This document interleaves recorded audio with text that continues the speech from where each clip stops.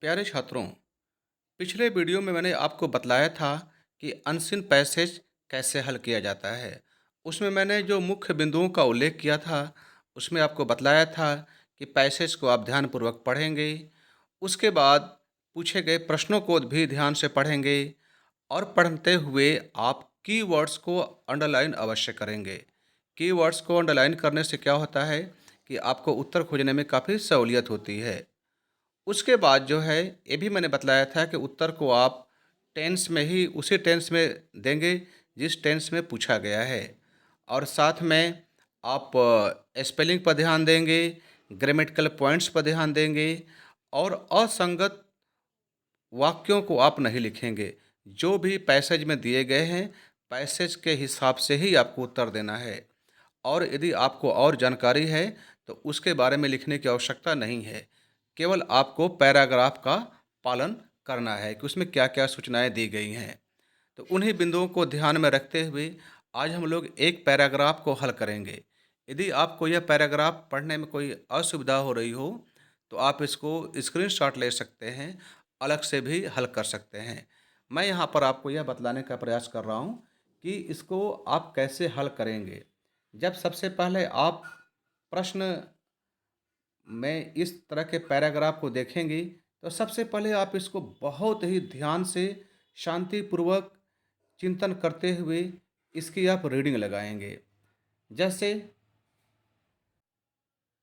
एक बार मैं रीडिंग लगा देता हूँ और देखें कितना ध्यान से आपको पढ़ना है। यदि सही उत्तर देना है, पूरे मार्क्स पाने हैं, तो आपको इसको ध्यान से पढ़ना ही पड़ेगा।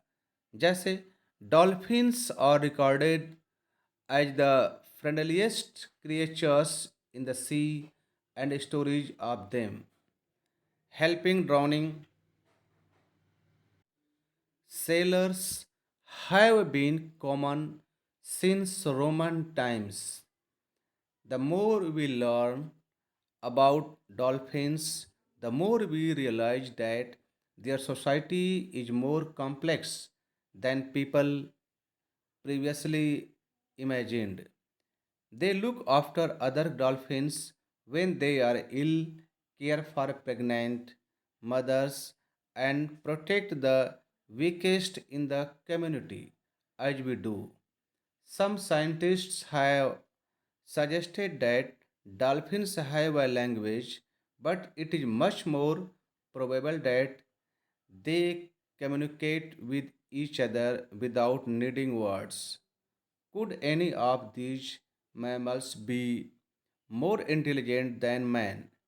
Certainly, the most common arguments in favor of man's superiority over them that we can kill them more easily than they can kill us is the least satisfactory. On the contrary, the more we discover about these remarkable creatures, the less we appear superior when we destroy them. अब देखिए, मैंने बहुत ही आराम से, शांति से एक एक शब्दों को ध्यान में रखते हुए पूरे पैराग्राफ को मैंने पढ़ा। अब यहाँ पर पैराग्राफ को पढ़ने के बाद आपको क्या करना है कि पूछे गए प्रश्नों को ध्यान से पढ़ें। चलिए आपके लिए मैं पढ़ देता हूँ। What human qualities do dolphins possess according to passage? प्रश्न नंबर 2 है, Why do some people argue that man is superior to dolphins?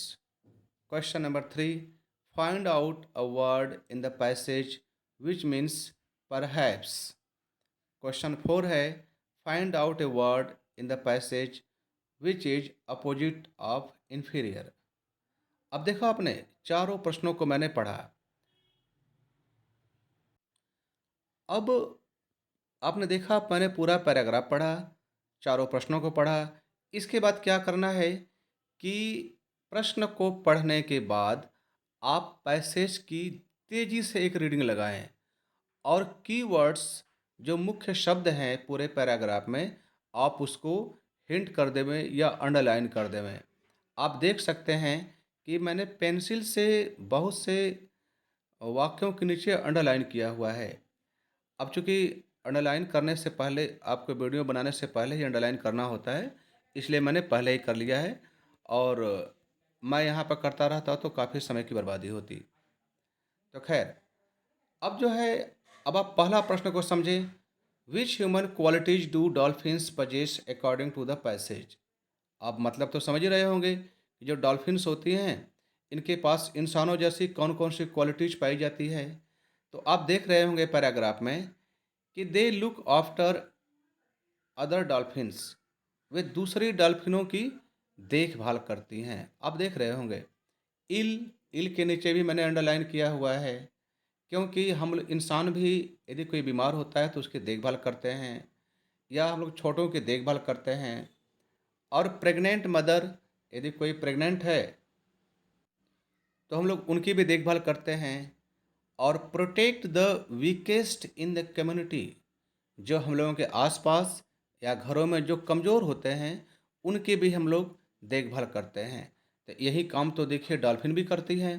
तो ये सारे क्वालिटीज़ जो इंसानों में पाई जाती हैं, किसी की देखभाल करना, बीमार लोगों की देखभाल करना या प्रेग्नेंट लोगों की देखभाल करना या कमज़ोरों की देखभाल करना, यही सारे लक्षण डॉल्फिन्स में भी पाया जाता है। तो बस आपको जो मैंने अंडरलाइन किया है उन्हीं बातों को वाक्यों में बना करके लिख देना है और मैं आपको बतलाता हूँ, आप पूरे के पूरे उत्तर पाएंगे। बहुत ही आसान है। क्वेश्चन नंबर 2 देख सकते हैं। Why do some people argue that man is superior to dolphins? अब जो है, अब आपको यह सोचने की बात है कि कौन सुपीरियर है, इंसान सुपीरियर है या डॉल्फिन सुपीरियर है। तो अब इस पैराग्राफ में आप देखेंगे कि मैंने एक जो नीचे से तीसरी लाइन को जो मैंने अंडरलाइन किया है, that we can kill them more easily than they can kill us. अब देखिए यही आपका उत्तर है। मतलब इसका यह हुआ कि हम इंसान बहुत ही आसानी से डॉल्फिन को मार सकते हैं, जबकि डॉल्फिन हम लोगों को आसानी से नहीं मार सकती है। यही है इंसानों की सुपीरियरिटी है। बड़ा भला अजीब सी बात है कि हम उनको जान से मार सकते हैं, इसलिए सुपीरियर हैं, और वो हम लोगों को नहीं मार सकती हैं, इसीलिए वो इन्फीरियर हैं। तो इसी तर्क के आधार पर मनुष्य खुश होता रहता है कि वह डॉल्फिन से सुपीरियर है। बहुत ही सिंपल है। अब क्वेश्चन नंबर 3 देखते हैं। Find out a word in the passage which means perhaps. आपको मीनिंग बतलाना है कि परहैप्स की मीनिंग दिए हुए पैराग्राफ के अकॉर्डिंग कौन सी है। तो आप देख सकते हैं कि जो ये पैराग्राफ है, नीचे से 3 4 5 6 छठवीं लाइन में मैंने प्रोबेबल के नीचे अंडरलाइन किया हुआ है। तो परहैप्स का उत्तर जो है प्रोबेबल है, क्योंकि परहैप्स का मतलब भी शायद होता है और प्रोबेबल का मतलब भी शायद या संभावना होता है। तो बस एक शब्द आपने लिख दिया तो आपका एक नंबर पक्का हो गया। बहुत ही आसान है। और अंतिम प्रश्न की बात कर लेते हैं।